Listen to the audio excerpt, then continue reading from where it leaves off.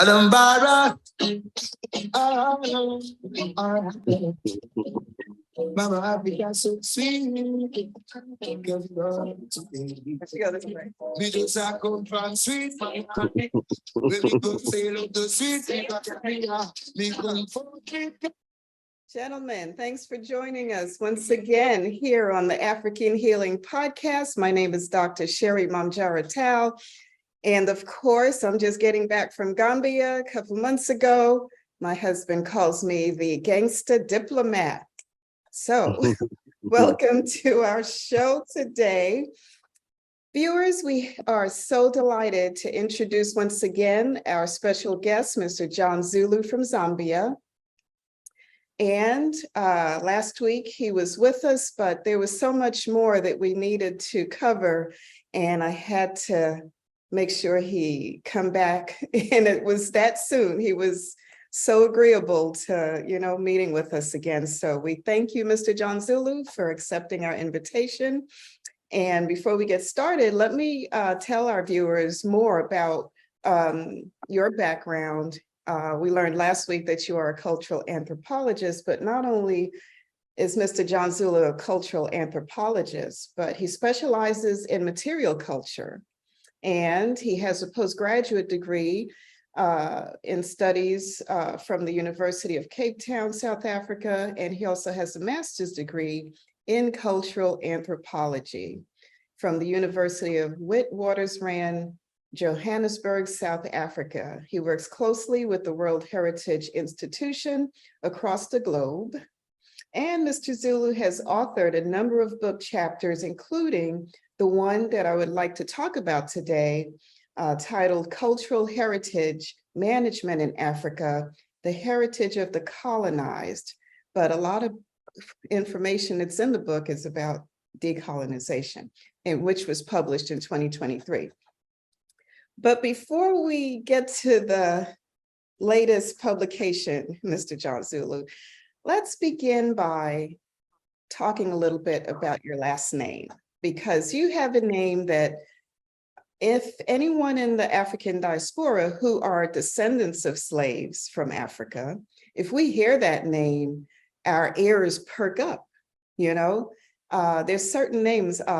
There's another one, the famous Kunta Kinte, right, from the Gambia. If we hear that name, we're like, okay, something's, And likewise with myself, my husband gave me my name, Mamjara Tal, because she gave birth to a great prophet in the Muslim community.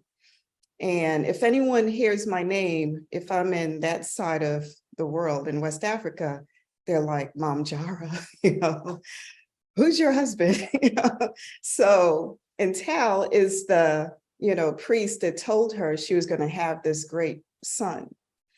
So with that being said, tell us the history of your name. I know it's a South African, it's from the Bantu, it's common in the Bantu community. It means sky and heaven. And I can't even imagine Mrs. Zulu just walking in a room saying, my name is Mrs. Zulu. It's a coveted name, isn't it? And tell us more about it. First and foremost, I'd like to say thank you to you, Dr. Tal, for having me back again on this great show. It's really a great honor and privilege. Really discussing about these issues that pertain to us as Africans. It's something that is really, it's beautiful, it's wonderful that, we get back to recognizing and appreciating who we are, where we are, and where we're coming from, and above also where we are going. So a little bit more about my name, Zulu. You'll be surprised that despite actually there being a Zulu tribe in South Africa, it's actually quite a very sacred name, because Zulu simply means, in the South African language, the Zulu language, it simply means a superior being. Okay, is Zulu, meaning in the heavens. Okay, so it's a superior being. So they don't give that name to anyone else, because it's meant actually for the sacred, it's meant for the supreme, it's meant for the gods. Now, the naming system that the Bantu people have, you find that it's quite a complex one because others actually would name through using totems or using animals. And so in my case, when I was asking my grandmother, she told me to say that it's because she had heard about who Shaka Zulu was, who was a great warrior, in South Africa at the time. And so because she's our tribe were matrilineal, so we follow much of the naming and also much of the rituals and beliefs, matrimonially. So that is how actually my grandmother gave all her sons her name, which she thought Zulu would fit. But all the daughters that were born from my grandparents were actually named by my grandfather. And so the two actually have got different surnames. You find my aunties have got a different surname, and all my uncles, including my father, have got the name Zulu. So it's quite a common name in the central and southern part of Africa. And surprisingly as well, I found it in Ghana. Ghana also, they have got the Zulus, which was very surprising to me. But it's quite a common name that we have in Africa here. Exceptional is that in South Africa, it's only given to the king, to the royal people, because it's considered to be, a supreme name. Oh my goodness, that is more eye-opening nuggets. I mean, Honorable John Zulu, you might have to come see us more often because we just learn so much every time you grace us with your presence. That is really good information. So, where do we begin today? I learned this week that you have a book that you made some contributions to that I was praying for. I was actually praying to God for one of our men, one of our even women, African, people to publish, because everyone outside of our community is writing about us and telling us about us. And it's like, that's just weird, we need to tell everyone who we are and tell our story through movies and books and all that. And, it was like hard to find anything that was by us. So you have a list of scholars that worked on this book that are, I believe, mostly African, or if not all. Tell us more about this new release that we can find on Amazon and other outlets. Yeah. Thank you so much. This book is quite an amazing book, which was actually edited by two, we call them gurus. Guru simply means old men vested with wisdom and knowledge.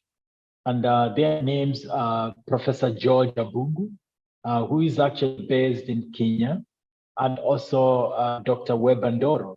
Currently, he's serving as the Director General for ICRON, which is in Rome, in Italy.